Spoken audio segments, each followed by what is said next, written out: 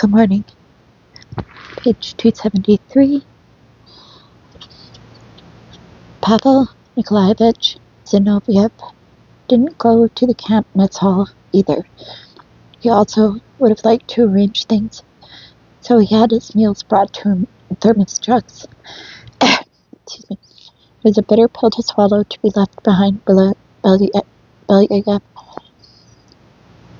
to turn out to be on a lower rung. But his circumstances were more difficult. Belyayev had not been punished by confiscation of his property, whereas Zinoviev had been subjected to partial confiscation. His money, his savings accounts, had evidently all been hauled in and taken from him. All that was left him was a good rich apartment, and how he used to love to talk about that apartment, time and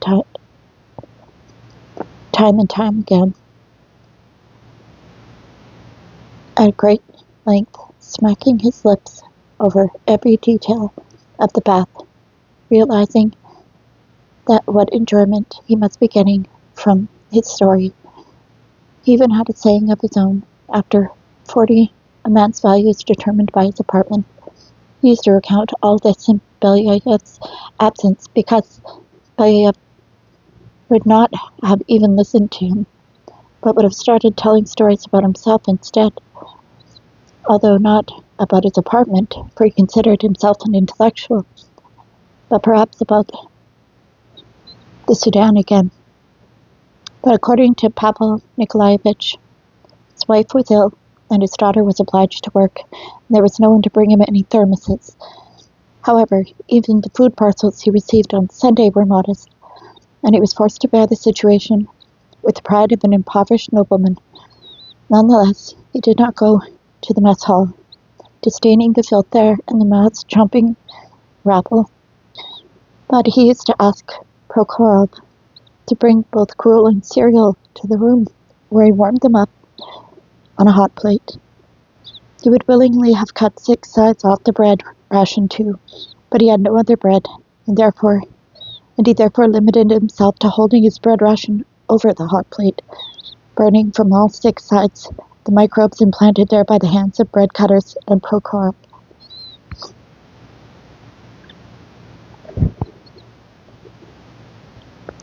He did not go to the mess hall, and could even on occasion renounce his gruel, but he didn't have enough blue-blooded pride in him to restrain himself from petty begging in the room. Could I just try a tiny piece? I haven't eaten any of that for a long time. On the whole, he was exaggeratedly gentle and polite, till something rubbed him the wrong way. His politeness was particularly notable besides Belyayev's unnecessary rudeness. Inwardly restrained, outwardly restrained, with a deliberate way of chewing and cautious movements. He was the genuine Chekhov character, the man in the case, so true to life that there is no need to describe the rest of it. He was just as in Chekhov, except that he was not a school teacher, but an MVD general. It was impossible to use the electric hot plate even for a second during those minutes Pavel Nikolaevich had set aside for himself. Beneath his snake-like stare, you just jerked your mess tin off the hot plate immediately, and if you hadn't, he would have ticked you off pronto. During the lengthy Sunday daytime roll calls in the courtyard, I used to try to take a book out with me. Excuse me. Always about physics, keeping as far from literature as possible, and I hid behind the backs of those in front and read. Oh, what torments this violation of discipline gave Pavel Nikolaevich. You see, I was reading in sacred formation, And by doing this, I was stressing my own challenge, flaunting my insolence. He didn't attack me directly, but stared at me in such a way. He squirmed in such torment, so groaned and grunted, that all the other trustees were sick of my reading too. So in the end, I had to renounce my book and stand there like an idiot for an hour at a time. And you couldn't read in a room. You had to listen to the story. Once, one of the girl bookkeepers from the construction office was late at lineup and thereby held up the departure of the trustee brigade to the work compound 5 minutes. And so, instead of being led out at the head of the column, our brigade was put at the end. There was nothing unusual about this either, and neither the work assigner nor the jailer even paid any attention. But Zinoviev, in his special bluish-gray fine woolen overcoat, in his severely cocked visored cap, long since without its star, in spectacles, greeted the tardy woman with an angry snarl. "Why the devil are you late? We're standing here because of you." He just could not hold his tongue. He had grown utterly exasperated in the course of those 5 minutes. He had grown ill. The girl turned to him sharply with the eyes glistening with pleasure, told him off. Apple polisher, big nothing, Chichikov. Why Chichikov? She probably mixed him up with Belikov. Shut your trap. And more and more and more, right to the borderline of the mother oaths. She managed everything with just her sharp, agile tongue. She didn't lift a finger. But it seems as if she were invisibly whipping him across the cheeks, because spots of red flamed on his lustrous, woman-like skin, and his ears blushed crimson, and his lips twitched. He ruffled up, but said nary another word, and did not attempt to raise his hand in self-defense. That same day he complained to me, "What can I do with this incorrigible directness of my personality? It is my misfortune that even here I can't get away from discipline. I am compelled to utter reprimands. It disciplines those nearby." He was always nervous at the morning lineup. He wanted to rush to work as quickly as possible, and hardly had the trustee brigade been let into the work compound when he very demonstratively overtook all those who were not hurrying, whose pace was leisurely, and almost ran into the office. Did he want the chiefs to observe him? Not very important. Was it so the Zeks would see how intensely busy he was at his work? In part, yes. But the most important thing, the most sincere part, was to separate himself from the crowd as swiftly as possible, and to get out of the camp compound, to hide himself in the little quiet planning section. And once there, certainly not do the kind of work Vasily Vlasov did, trying to figure out how to rescue the working brigades, but instead, for whole hours at a time, to loaf, to smoke, to dream about one more amnesty, and to imagine another desk for himself, another office, the buzzer to summon people, with several telephones, with servile secretaries, with visitors stiffly at attention. Little we knew about him. He didn't like to speak of his MVD past, nor about his rank, his positions, or the nature of his work, the customary reticence of the former MVD men.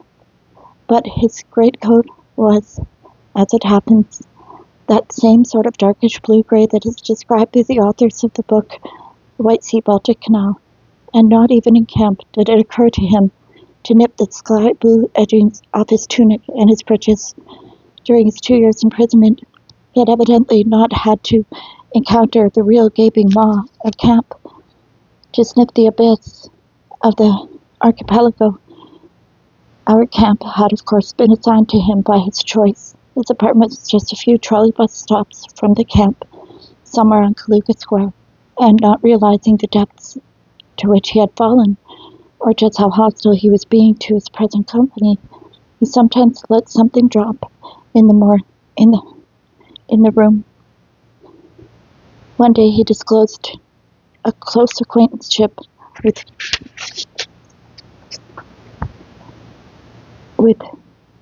GULag, who at the same time was not yet Minister of Internal Affairs, another with Frankel, or with Savin, Eugen, all big shots in GULag. Once he recalled that during the war he had been in charge of construction on a large section of the Surzhan-Saratov Railroad, and this meant he had been in Frankel's soldier deaths. What did he mean, in charge? He was no engineer. He had been chief of the camp administration, another darling, Klein Mikhail. And then, from those heights, he had painfully fallen almost to the level of ordinary prisoner. He had been sentenced under Article 109, and the MPD, that meant that he had taken more than his rank permitted. They gave him 7 years as one of their own. That meant that had he grabbed off enough for a whole 20.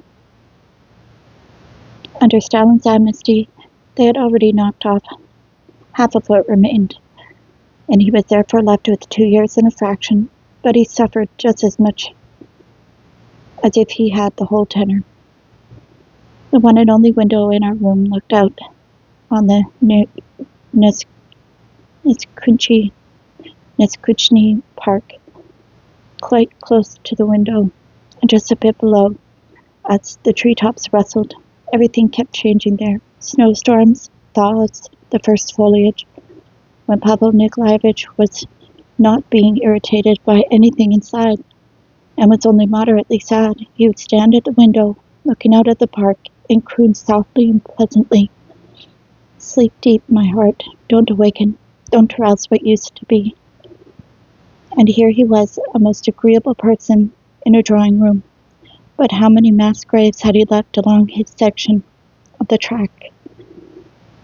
The corner of the Neskuchny Park, facing our compound, was set off by hillocks from people strolling in the park, and was secluded, or would have been, if you did not count our shaven heads peering out the windows. On May 1st, some lieutenant brought to this hiding place his girl, who was wearing a bright-colored dress. Here they were, concealed from the rest of the park, but they paid no more heed to us than to the stare of a dog or a cat. The officer laid his girl right there on the grass, and she was not shy either. Do not call back what has dashed off afar. Do not love what you used to love. On the whole, our room was a model room. The MVD man and the general ran us. We could not make use of the hot plate. We could make use of the hot plate only with their permission. It was the people's hot plate. When they were not using it themselves, they alone decided whether the room should be ventilated or not, where to put our shoes, where to hang trousers, when to stop talking, when to go to sleep, when to wake up. Several steps down the corridor was the door to the big barracks room, where a republic led its stormy life, where they kept sending all authorities up the month, on the nose, etc. But here we had the privileges, and in clinging to them, we also had to observe all the legalities. Having been booted into the insignificant painters' brigade, I had no say. I had become proletarian, and at any moment they might cast me out into the common barracks. The peasant Prokhorov, even though he was considered the brigadier of the work trustees, had been appointed to that position chiefly to act as servant, to carry bread and mess tins, to communicate with jailers and the barracks orderlies, in a word, to perform all the dirty work. It was this very same peasant who had fed the two generals. And so it was that we were compelled to submit to our dictators. But where was the great Russian intelligentsia, and what was it looking at? Dr. Pravdin. I did not invent that name either. Pravdin.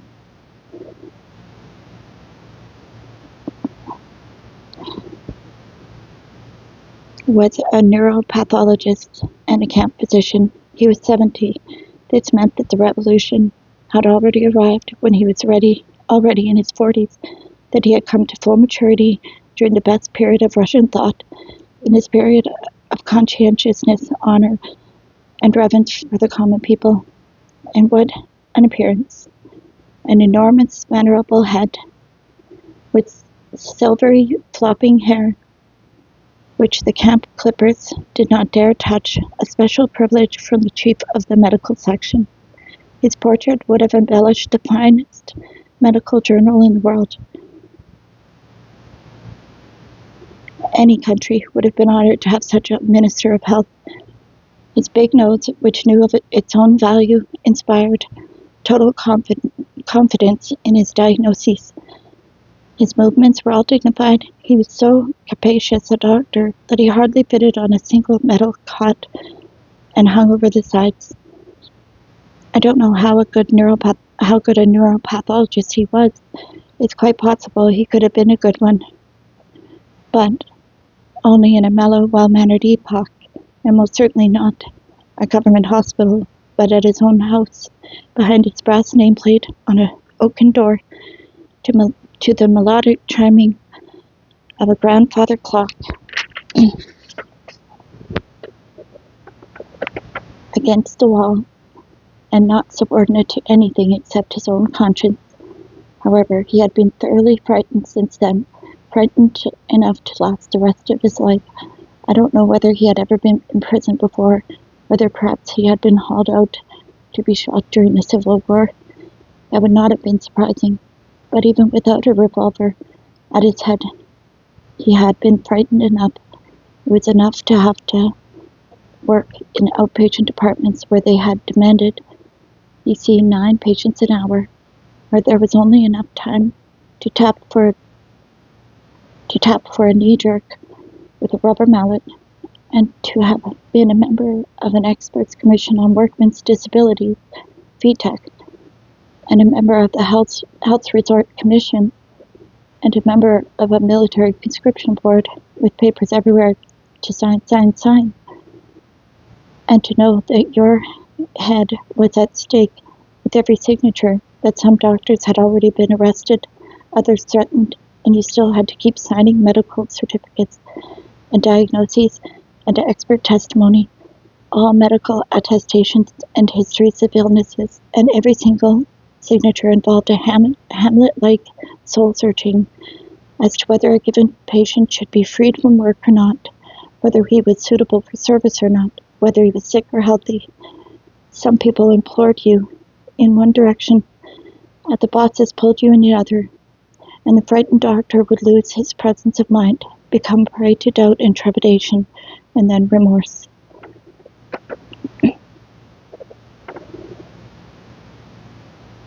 But all that was out in freedom. Those were very sweet nothings.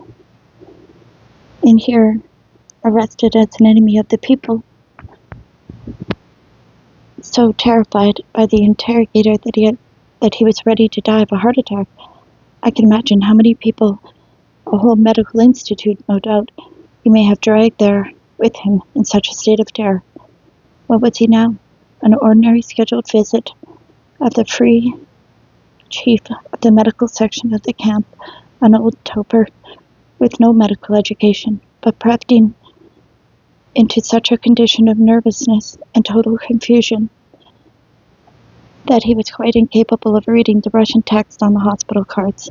His doubts now multiplied by 10. In camp he was simply in such a state he didn't know whether a prisoner could be freed from work with a temperature of 99.86 degrees or not. What if they dressed him down, and would he come to our room to get our advice? He could maintain a calm equilibrium no longer than a day at a time. Excuse me. One day, after he had been praised by the camp chief or even a junior jailer, and as a result of this praise he somehow felt himself safe for the next 24 hours, but the next morning he was again overtaken by a sense of implacable alarm. One day, an extremely urgent prisoner transport was dispatched from the camp, and they were in such a hurry that there was no time to arrange for baths. It was fortunate they simply didn't drive them naked into the icy spray.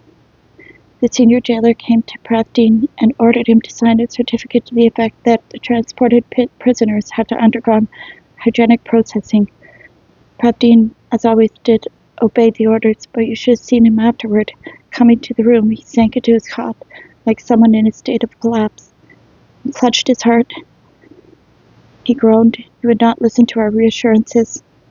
We went to sleep. He smoked one cigarette after another, ran back and forth to the toilet, and finally, after midnight, dressed himself, and with the look of a madman went to the duty jailer, whose nickname was Shorty, an illiterate Pythagorapor.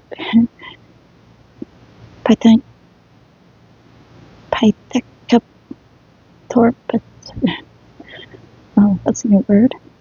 An illiterate something, but with a star on his forged cap, to ask his advice. What would happen to him now? Would they, or would they not, give him a second term under Article 58 for this crime?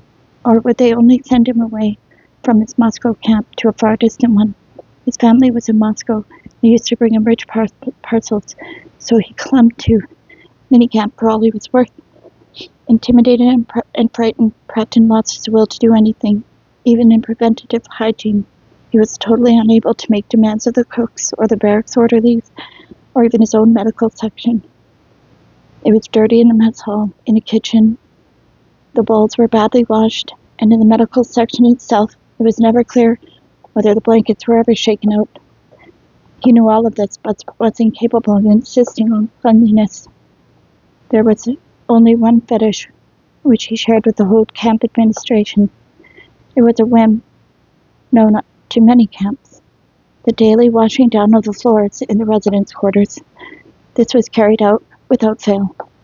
The air and the cots never dried out because of the internally wet and rotting floors.